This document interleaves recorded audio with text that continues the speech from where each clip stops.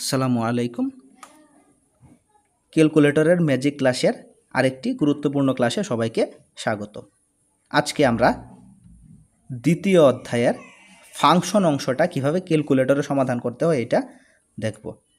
Function করতে আমাদের অনেক সমস্যা হয়, অনেক জটিলতা পোহাতে হয়। এইগুলার কিছুই করতে হবে না, আমরা ফাংশন খুব সহজেই সমাধান করতে পারবো। শুধু কয়েকটা ট্রিক্স আমাদের জানা থাকলেই হবে, আর যদি একটা সাধারণ সায়েন্টিফিক ক্যালকুলেটর আমাদের কাছে থাকে তাহলেই চলবে। এখন ফাংশনের সমাধান কিভাবে ক্যালকুলেটর ব্যবহার করে করা যায়, ফাংশনের মানের সমাধান কিভাবে ক্যালকুলেটর ব্যবহার করে করা যায় এটা আমরা এখন দেখব। তো এখানে একটা প্রশ্ন আছে, function of x equal x⁴ minus 7x³ minus 5 হলে ফাংশন অফ -1 ইকুয়াল কত? ফাংশন অফ -1 ইকুয়াল কত? তো এটা আমরা সমাধান করব।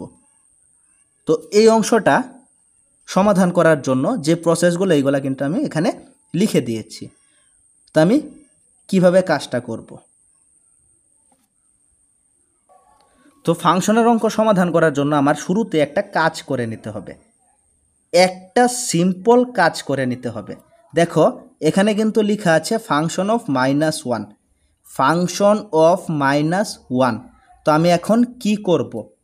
প্রথমত আলফা তারপর ড্যাশ, যে কোনো ফাংশনের ক্ষেত্রে শুরুতে আলফা তারপর ড্যাশ, তারপর আলফা তারপর ক্যালসি।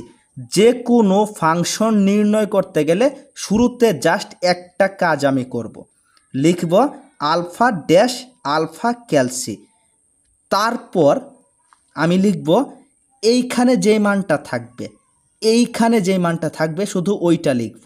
ফাংশনের ভিতরে যে সংখ্যার মানটা থাকবে ওইটা লিখব। এখানে -1 আছে তাই আমি -1 লিখব। তো শুরুতে আমার কাজ কি? আলফা ড্যাশ আলফা ক্যালসি, তারপর প্রেস করতে হবে এই ফাংশনের ভিতরে যে মানটা আছে এই মানটা প্রেস করে আমার আবার শিফট ক্যালসি প্রেস করলে আমার প্রাথমিক কাজ শেষ। তো প্রাথমিক কি কাজগুলো করা লাগবে? জাস্ট আলফা ড্যাশ আলফা ক্যালসি, তারপর এই মানটা এখানে লিখব, লিখে শিফট ক্যালসি। এইটা কয়েকবার করলে আমার হয়ে যাবে। অর্থাৎ আমি এর মধ্যে এই মানটা রেখে দেব, এর মধ্যে মাইনাসের মানটা রেখে দেব। এখন আমি এই যে প্রশ্নটা, এই প্রশ্নটা হুবহু তুলব কিভাবে? x⁴, এক্স যে কোনো চলকের জন্য আলফা ড্যাশ, পাওয়ারের জন্য অ্যারো বাটন 4 -7 ইন্টু ব্যবহার করতে পারি চাইলে, তারপর এক্স অক্ষর থাকলে আলফা ড্যাশ,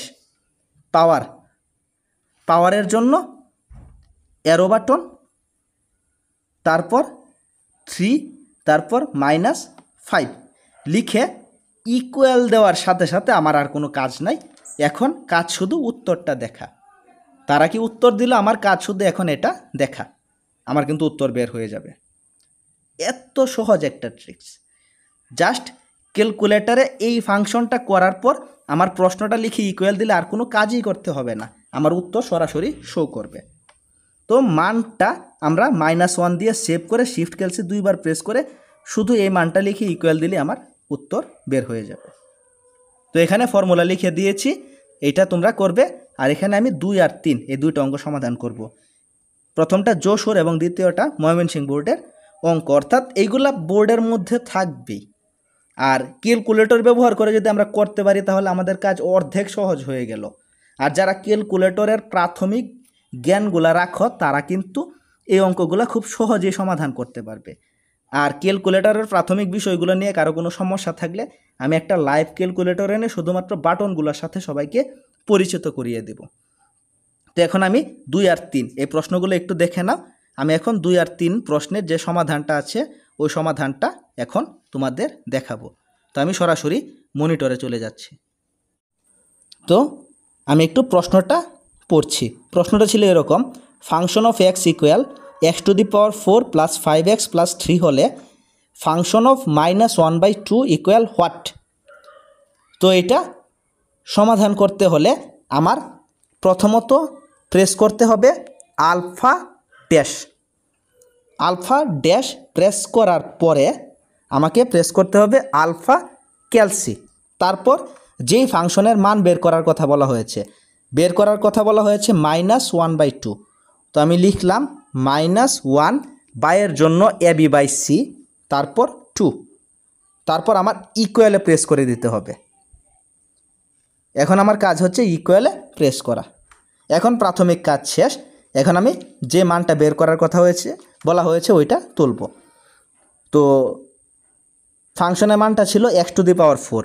তো এক্স অক্ষর তোলার জন্য আলফা ড্যাশ পাওয়ার 4 প্লাস 5 আবার অক্ষর মানে আলফা ড্যাশ প্লাস 3 ইকুয়াল দিলাম। ইকুয়াল দেওয়ার সাথে সাথে কিন্তু আমার উত্তরটা তারা শো করিয়ে দিল 9/16। যদি দশমিকে মান আসতো তাহলে AB বাই সি বাটনে প্রেস করলে আমার মানটা ভগ্নাংশে চলে আসতো। তো এভাবে আমরা খুব সহজেই এই অঙ্ক সমাধান করে ফেললাম। একবারে খুব স্বল্প সময়ের ভিতরে এই অঙ্কটা সমাধান করব নির্ভুলভাবে। তারপর 3 নম্বর অঙ্কের সমাধানটা আমি এখন দেখাচ্ছি। Function of x equal 2x plus 1/2x minus 1 হলে ফাংশন অফ -1/2 কত?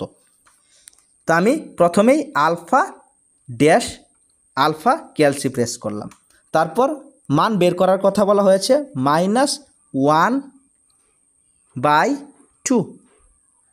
তারপর আমি কি করব? এখন আমি শিফট ক্যালসি প্রেস করব। তো শিফট ক্যালসি প্রেস করার পর এখন যে মানটা বের করার কথা আমাকে বলা হয়েছে আমি ওই মানটা লিখব। প্রথমে ছিল 2x, ভাগ থাকলে ব্র্যাকেট দিতে হবে। 2x 2 আলফা ড্যাশ এক্সের জন্য alpha dash plus 1 bracket close ভাগ, তারপর নিচের অংশ আবার ব্র্যাকেট 2x 2 অক্ষরের জন্য alpha dash -1 bracket close equal press করলাম। উত্তর চলে আসলো আমার 0।